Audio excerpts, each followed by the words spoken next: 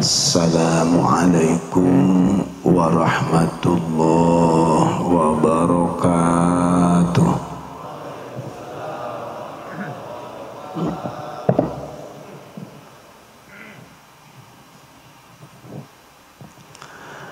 Alhamdulillahillazi awjaba alaina ta'lima ahlina dinal Islam. Syahidtu an la ilaha illallahul malikul qudusus salam wa syahidtu anna sayyidana wa maulana Muhammadan abduhu wa rasuluhu sayyidul anami wa misbahul zulam. Allahumma salli wa sallim wa barik ala sayyidina wa habibina wa syafi'ina wa maulana Muhammadin sallallahu alaihi wasallam wa ala alihi wa azwajihi wa dhurriyyatihi wa ashabihi wa tabi'ihi wa man ittaba'ahu ila yaumiz ziham. Amma ba'd. Faqad qala Allah Ta'ala fil Qur'anil Karim. A'udzu billahi minasy syaithanir rajim. Bismillahirrahmanirrahim. Wa'mur ahlaka bis-shalati wastabir 'alaiha. La nas'aluka rizqan nahnu narzuquka wal 'aqibatu lit-taqwa. Sadaqallahul azim wa sadaqa Rasulullah sallallahu alaihi wasallam. Alimil ulama, para kiai, para kesepuhan, ahli Masjid Al-Ihsan, ketua takmir beserta jajaran, bapak-bapak, para pemuda, hadirin jamaah yang dirahmati Allah subhanahu wa ta'ala, yang dicintai Allah subhanahu wa ta'ala dan yang saya hormati. Mudah-mudahan kita semuanya diberikan umur panjang disertai kesehatan yang sempurna. Semoga Allah memberikan rezeki istiqomah kepada kita dalam menjalankan perintah-perintahnya dan meninggalkan larangan-larangannya. Dan mudah-mudahan dengan rezeki tersebut kita diwafatkan dalam keadaan husnul khatimah. Anak-anak kita dan cucu-cucu kita mudah-mudahan Allah jadikan anak-anak dan cucu-cucu yang soleh dan solehah. Barangkali di antara kita, keluarga kita, saudara-saudara kita, tetangga kita ada yang sedang dalam keadaan kurang sehat, baik jasmani maupun rohani, baik berbaring di pembaringan rumah sakit maupun di rumahnya masing-masing. Semoga Allah angkat penyakitnya, Allah sembuhkan seperti sedia kala. Yang sedang mengejar cita-cita, Allah mudahkan untuk menggapainya. Yang sedang menghadapi dilema atau satu masalah yang dianggap berat, Allah berikan jalan keluar yang terbaik. Ahli kubur kita, mukminin, mukminat, muslimin, muslimat, khususnya orang tua kita, leluhur kita,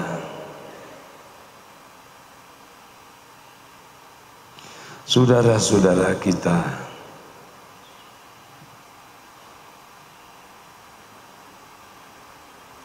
anak-anak kita yang telah mendahului kita, ahli kubur dari ahli Masjid Besar Al-Ihsan,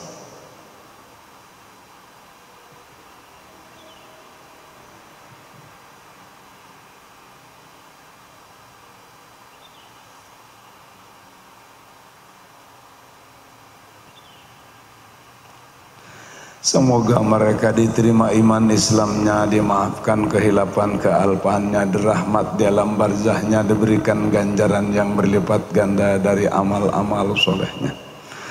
Liridho الله ولمقاصدنا على هذه النيات بمعجزة الفاتحة. أعوذ بالله من الشيطان الرجيم. بسم الله الرحمن الرحيم. الحمد لله رب العالمين الرحمن الرحيم مالك يوم الدين إياك نعبد وإياك نستعين اهدنا الصراط المستقيم صراط الذين أنعمت عليهم غير المغضوب عليهم ولا الضالين.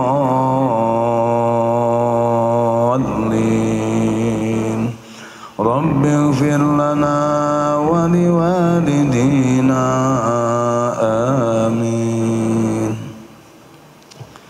Terima kasih. Mudah-mudahan tawasul kita diterima Allah Subhanahu wa Ta'ala dan seluruh permohonan kita dikabulkannya. Amin ya Allah ya Rabbal Alamin. Bapak-bapak, para pemuda, hadirin jamaah yang dirahmati Allah Subhanahu wa Ta'ala, marilah kita memulai untuk pembacaan kitab takrib. Kalau ada yang salah, mohon ditegur agar kesalahan tidak berkepanjangan. Tabarukan saya akan baca muqaddimahnya, wallahu alam bimuradi. Bismillahirrahmanirrahim. Dengan menyebut nama Allah yang Maha Pengasih di dunia dan yang Maha Penyayang di akhirat. Alhamdulillahi Rabbil Alamin. Segala puji itu hanya milik Allah, pemelihara alam semesta. Wa sallallahu ala sayyidina. Semoga Allah memberikan rahmat atas pemimpin kita Muhammadin Nabi, yakni Nabi Muhammad sallallahu alaihi wasallam, wa alihi, dan atas keluarganya, baik keluarga yang seketurunan dengan darah maupun keluarga atas dasar beriman kepada beliau, at-tahirina, yang pada suci mereka, wa sahabatihi, dan juga kepada para sahabat Rasulullah sallallahu alaihi wasallam, yaitu orang yang pernah berkumpul dengan Rasulullah sallallahu alaihi wasallam serta beriman walaupun dia tidak melihat Rasul disebabkan karena buta, ajmain seluruhnya. Qala al-Qadhi Abu Suja'in, telah berkata Al-Qadhi Abu Suja', Ahmad ibnul Husain ibni Ahmad al-Asbahani, namanya adalah Syekh Ahmad bin Husain bin Ahmad orang Asbahan, rahmatullahi ta'ala, semoga rahimahullahu ta'ala, semoga Allah merahmatinya. Sa'alani ba'dul asdiqo, telah datang kepadaku, telah meminta kepadaku, telah memohon kepadaku sebagian teman-temanku. Padahal ini murid-muridnya yang memohon kepada beliau, tapi beliau menyebutnya teman-temanku karena tawaduknya beliau. Hafizahumullah, semoga Allah meraksa mereka yang meminta kepada Syekh Abu Suja'. Apa yang diminta oleh Abu Suja'? An a'mala muhtasaran fil fiqhi ala madhabil Imam Syafi'i rahmatullah alaihi wa ridwan.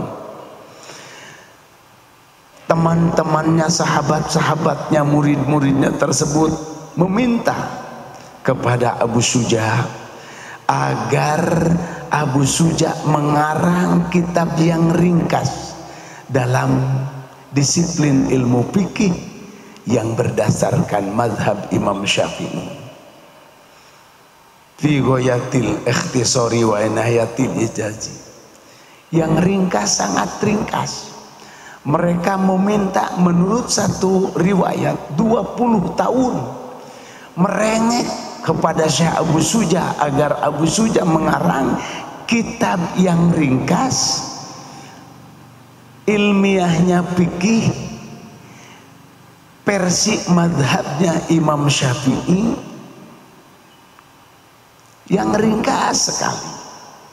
Kenapa mereka minta ringkas? Liyaqruba'an lal muta'alimi darsuh, agar mendekatkan ke dalam jiwa-jiwa orang yang mempelajarinya, wa yasula 'alal mubtadi'i hifdzuh, dan agar mudah dihafal oleh para pemula. Kedua, wa an uksira fihi minat taqsimati wa hasril hisal, dan yang kedua Syekh Abu Suja diminta agar karyanya itu banyak pembahasannya, berbagai masalah. Fa'ajabtuhu ila dzalika taliban lisawab, kemudian aku kabulkan, kata beliau, karena ingin mendapatkan pahala dari Allah, rogiban ilallah, dan cinta karena Allah, bitaufiqil shawab, innahu ala ma yasha'u qadir wa bi ibadatin khabir, pasti Allah akan menolongnya, kata beliau. Ini dalam satu riwayat dikatakan bahwa 20 tahun murid-muridnya merengek agar beliau mengarang kitab yang tadi. Tapi beliau juga sambil bermunajat kepada Allah setelah mengabulkan permohonan mereka, 20 tahun baru sambil berjalan. Jadi kitab takrib yang tipis itu menurut bentuknya ternyata dikarangnya itu kurang lebih 40 tahun. Wallahu a'lam bishawab. Bismillahirrahmanirrahim. Itu tabarukan membaca mukadimahnya. Kita mulai sekarang materi yang dibutuhkan khususnya oleh saya, barangkali jamaah juga ada yang bisa mengambil manfaatnya. Kitabut Thaharah. Ini kitab pembahasan tentang thaharah, tentang bersuci. Al-miyahul lati yajuzu tathiru biha sab'u miyahin. Macam-macam air yang boleh kita bersuci dengannya. Air yang bisa digunakan untuk bersuci, baik itu mau menyucikan hadas kecil maupun mau menyucikan hadas besar, atau mungkin menyucikan najis, baik najis mughalladhah ataupun najis mukhaffafah, atau mungkin juga najis mutawassithah, baik mutawassithah ainiyah maupun mutawassithah hukmiyah. Hanya 7 air yang bisa digunakan untuk bersuci. Bahkan ulama mengatakan tidak ada air lagi selain yang 7 tersebut. Ada yang nazil, turun dari langit, ada yang nabi', terbit atau muncul dari bumi. Wallahu a'lam. Ma'us sama'i, yang pertama air hujan. Air hujan dalam arti yang kita tadah langsung. Kalau umpama di sawah kita pasang baskom di pakai tiang gitu ya. Nah, kalau di kota mungkin ya di atas bangunan, di dak bangunan kita tadah langsung, bukan air yang turun lewat genteng. Kalau yang lewat genteng itu dikhawatirkan ya, mungkin sudah ada tai merpati, tai burung dan lain sebagainya. Wa ma'ul bahri, air laut, insyaallah lebih pada tahu daripada saya. Wa ma'un nahri, airnya air sungai. wa ma'ul bi'ri air sumur, wa ma'ul aini air mata air, wa ma'us salji air es, dan wa ma'ul barodi air embun. 7 macam air inilah yang bisa digunakan untuk menyucikan hadas atau najis. Nah, yang 7 macam ini itu klasifikasinya bisa berubah. Kalau air yang diambil oleh kita tadi dari salah satu yang 7,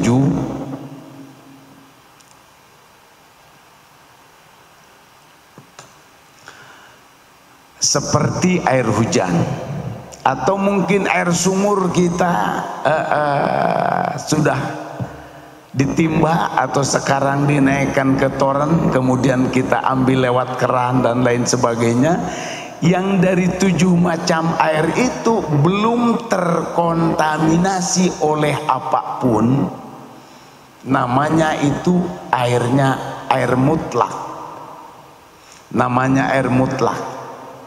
Maka kata beliau, sumal miyahu ala arba'ati aksamin, 7 macam air tersebut klasifikasinya bisa menjadi 4 macam. Yang pertama adalah tohirun mutohirun ghairu makruhin istimaluhu wa huwa al mutlak. Yang pertama air mutlak, air yang diambil dari salah satu 7 sumber tadi, tidak terpengaruh oleh apapun, dan ini air yang ori, air yang ori, ya. Kalau yang nanti ke sana itu mungkin ada KW1, KW2, KW3 kalau bahasa istilahnya zaman sekarang. Untuk digunakan apapun, namanya air mutlak adalah nomor 1. Insya Allah, kalau orang bisa memilih air dengan baik dan bisa menggunakan air dengan baik, insya Allah dia ibadahnya akan selamat. Kalau ibadahnya selamat, insya Allah di akhiratnya juga selamat. Karena semua ibadah sangat bergantung kepada penggunaan air. Ketika kita mau menghadap Allah subhanahu wa ta'ala, bahkan Allah pernah berfirman, wa ja'alna minal ma'i kulla syai'in hayy, kami jadikan segala sesuatu yang hidup itu dari air. Ternyata hidup di akhirat yang bahagia pun itu disebabkan karena mampu memilih air, menggunakan air. Insyaallah istana yang hebat, ya, luar biasa, luasnya saja sekian hektar tapi tidak ada airnya. Insya Allah tidak ada yang mau mengisi, karena tidak akan pernah nyaman walaupun istana itu hebat, tidak ada airnya. Wallahualam. Nah, kemudian yang kedua, air yang diambil dari sumber tadi belum terkontaminasi oleh apa-apa, kebetulan disimpan di atas toren, torennya tersinari oleh matahari sehingga airnya menjadi hangat. Maka air ini statusnya masih tohirun mutohirun, sama dengan tadi. Air ini suci dan menyucikan, cuma makruhun istimaluhu, makruh untuk menggunakannya apabila berhubungan dengan badan. Baik kita pakai mandi, pakai istinja, makruh. Tapi kalau digunakan untuk mencuci pakaian, mencuci alat-alat, ya, peralatan rumah, itu insya Allah tidak termasuk makruh katanya, ya. Jadi yang kedua itu namanya disebut air musyammas, air yang mutlak, terkena sinar matahari sehingga menjadi hangat. Selama dia hangat, tapi kalau sudah kembali dingin, kembali kepada air mutlak lagi. Termasuk air aqua barangkali, aqua kok nyebutnya aqua, air mineral gitu ya. Nah, itu waktu penyulingannya katanya itu pernah panas dulu, katanya hangat dulu ya. Kemudian nanti setelah dikemas, kemudian kembali dingin seperti semula, maka statusnya juga kembali seperti semula. Nah, itu air musyammas. Kemudian yang selanjutnya adalah ada yang tohirun ghairu mutohirin. Ada air yang suci tapi tidak bisa menyucikan. Ya. Kalau jumlahnya sedikit, itu namanya disebut salah satunya air mustakmal, air bekas pakai. Umpama kita wudhu di keran, di bawahnya itu ditadahi oleh bak supaya airnya tidak terbuang dikarenakan sedang musim kemarau. Umpama kita wudhu, air di bekas wudhu ditadah oleh bak. Ah, itulah yang dimaksud air mustakmal, bekas pakai. Kalau jumlahnya sedikit, itu tidak boleh dipakai lagi untuk menyucikan najis atau hadas. Tetapi boleh diminum, boleh digunakan mencuci beras, maaf ya, mencuci apa namanya, kupasan singkong dan lain sebagainya, boleh. Tohirun ghairu mutohirin, dia suci tapi tidak menyucikan. Artinya bisa dikonsumsi tapi tidak bisa menghilangkan hadas, baik kecil maupun besar, tidak bisa menghilangkan najis, baik mughalladhah, mukhaffafah maupun mutawassithah. Tapi dikumpulkan mencapai 2 kullah, kembali menjadi mutlak lagi. Ini umat Islam kalau kumpul kayak air mustakmal semuanya nyatu, insya Allah umat Islam itu kekuatannya bisa menghancurkan segala-galanya. Air mutlak ya. Kembali kepada mutlak, air mustakmal itu. Yang kedua, air yang suci tidak bisa menyucikan adalah al-mutaghayyir bima khalatahu minat tahirat. Air yang tercampuri oleh sesuatu yang suci. Umpama air di ember dimasukin blau, ya, berubah warnanya, ya. Air apa namanya, air di ember dimasukin blau, atau pokoknya bukan di ember juga, banyak juga. Kalau berubah warnanya, rasanya dan baunya, ya, oleh sesuatu yang suci, namanya air mutaghayyir. Dan air mutaghayyir ini kalau diendapkan lama, dibiarkan lama, kembali, maaf, umpama tadi air blau, diendapkan lama, itu blaunya akan turun ke bawah sehingga atasnya seperti semula lagi. Nah, itu kembali seperti semula, ya. Tinggal kita ambilin, ya, umpamanya pindahkan pindahkan tempat air tersebut, insya Allah bisa digunakan seperti biasa lagi, seperti mutlak lagi, ya. Itu namanya air suci tapi tidak menyucikan. Nah, gitu.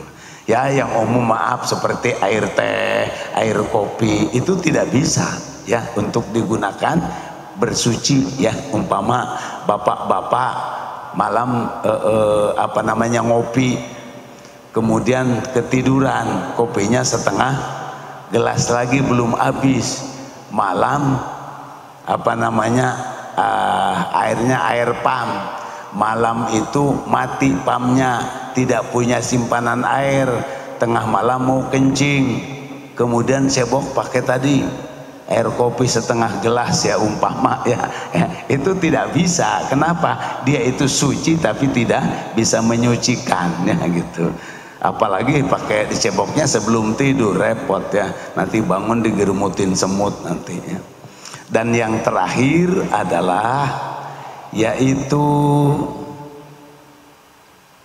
ma'un najisun, yang dimaksud adalah air mutanajis, air yang tercampuri oleh najis. Kalau airnya sedikit, artinya kurang dari 2 kula, yaitu menjadi status mutanajis, walaupun tidak berubah rasanya, tidak berubah baunya, tidak berubah warnanya. Katakanlah kita punya ember gede, isinya 50 liter, tai cecek masuk, walaupun tidak ada perubahan, air tersebut mutanajis, tidak bisa digunakan untuk bersuci, baik dari hadas maupun dari najis. Kenapa? Air mutanajis. Terus kan sayang, bagaimana caranya? Boleh kita ambil najisnya tai cecek tersebut, kita buang, kemudian tambah supaya menjadi 2 kula. 2 kula itu berapa? Kalau dalam konsep ulama disebutnya itu 1 hasta 1/4 kali 1 hasta 1/4 kali 1 hasta 1/4, bentuk kubus. 1 hasta 1/4 kali 1 hasta 1/4 kali 1 hasta 1/4. Terus berapa ukuran para ulama fikih? 1 hasta itu 48 cm. Kalau 1 hasta 48 cm berarti tambah 1/4 12, berarti 60 cm. Kalau jumlah air, katakanlah es balok 60 cm kali 60 cm kali 60 cm, itu ketika mencair pas ukurannya 2 kula. Kalau bahasa matematikanya mililiter, sentiliter, desiliter, liter, ya. Berarti 60 kali 60 kali 60 berapa ya? Berapa Pak Lukman? Paris berapa Paris? Ada yang bawa HP?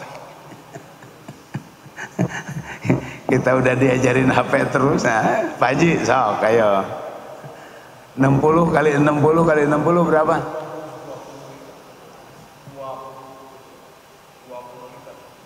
20. Coba lihat dulu kalikan. Aku kurang percaya. 36 kali 36 60 kali 60 kali 60 berapa? 216. Nah itu, nah, percaya nih. Maaf ya. Jadi kalau air itu 216 liter, 216 liter itu namanya 2 kula. 216 liter, banyak ya. Kalau toren paling kecil berapa? 250 ya. Berarti toren ukuran yang kecil itu sudah di atas 2 kula ya, sudah di atas 2 kula. Maaf. Jadi maaf, tadi air yang yang mustakmal ya, atau mutanajis, yang mutanajisnya tidak berubah tapi jumlah sedikit, diambil najisnya kemudian ditambah Pak Haji ya. Nah, ditambah menjadi 216 liter, maka kembali fungsinya. Itu kurang lebihnya ya. Allahu Akbar, subhanallah. Terus bagaimana sekarang kalau airnya banyak? Airnya banyak ya, tapi berubah. Katakanlah kolam renang, cuma ada bangkai tikus di pojokan sini, cuma sampai ke pojokan sini tercium baunya ya, itu. Berarti sekulah tersebut seempang namanya air mutanajis. Kenapa? Terpengaruh warna, rasa atau bau oleh najis tersebut gitu. Ya. Pendek kata, apabila kita mampu memilih air dan mampu menggunakan air, terutama untuk istinja, ketika kita membersihkan dari najis atau mandi wajib, salah pilih air, kita mandi wajib, cuma airnya ternyata tidak nyampe 2 kula, kemudian dari tubuh kita mercik balik lagi ke tempat air tersebut, maka itu sudah menjadi mustakmal, mandi wajibnya belum tuntas, berarti kita sholat belum diterima. Pegang Quran kita berdosa.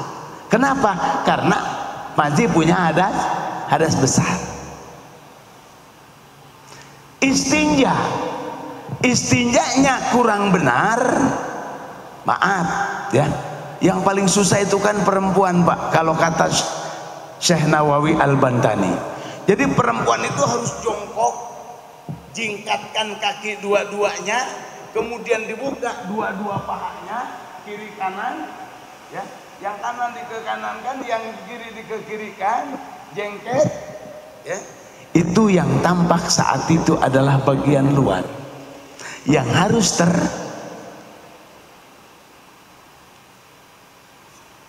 terlewati oleh air yang tadi. Kalau umpamanya dia biasa aja duduknya, kemudian gosok-gosoknya kurang sehingga masih ada najis, maka ketika sholatnya belum diterima oleh Allah Subhanahu wa Ta'ala. Kalau pilih airnya benar, menggunakan airnya benar, mandi wajibnya benar, istinjanya bener, wudhunya bener, sholatnya bener, insya Allah hidupnya akan dijamin oleh Allah dunia dan akhirat. Kira-kira begitu. Udah jam 6 ya. Insya Allah. Maka Allah berfirman dalam surat Toha ayat 132, wa'mur ahlaka bis sholati wastabir 'alaiha la nas'aluka rizqan nahnu narzuquka wal 'aqibatu littaqwa. Perintahlah keluargamu menegakkan sholat, bersabar dalam pelaksanaannya, kami tidak akan minta rizki padamu, tapi kami menjamin rizkimu. Kami menjamin rizkimu, kata Allah. Maka orang yang mampu pilih air dengan benar, menggunakan air dengan benar, istinjanya benar, wudhunya benar, sholatnya benar, mustahil hidupnya terlunta-lunta di hadapan Allah Subhanahu wa Ta'ala. Mustahil ya. Oleh karena itu, mari kita sama-sama, khususnya saya mengajak diri saya, mudah-mudahan kita senantiasa berupaya serapih mungkin, ya, agar ibadah kita diterima oleh Allah Subhanahu wa Ta'ala. Demikian barangkali yang saya bisa sampaikan pada kesempatan ini. Sumber air ada 7, klasifikasi airnya ada 4. Ada yang suci menyucikan, tidak makruh menggunakannya, namanya air mutlak. Suci menyucikan tapi makruh digunakan untuk tubuh, namanya air musammas.